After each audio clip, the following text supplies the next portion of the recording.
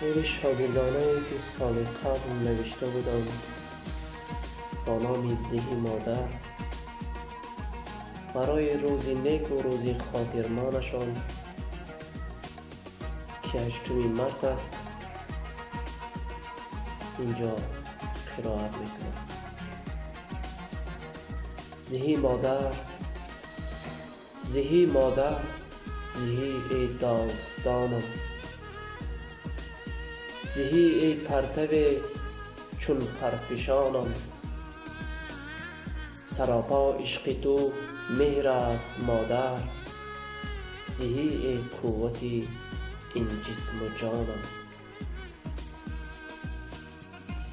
به دل این مهر پاکت جایگزین است، به دل این مهر پاکت جایگزین است، دل پاکت برایم چون نگین است.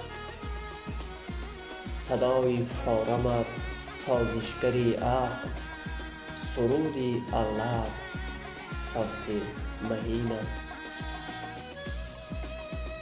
شبیه ماه و آفتابی سمایی، شبیه ماه و آفتابی سمایی، همیشه شعله‌ور تو در جلایی. سپیدی موی تو چون برف زرین، شبانگه روی راهم نورفزایی. تو همتایی به مثل آن خدایم، تو همتایی به مثل آن خدایم، که بس از او توی مشکل کشایم. اگر خالق خلق آورد به دنیا، تو صاحب دل لوای از خدایم.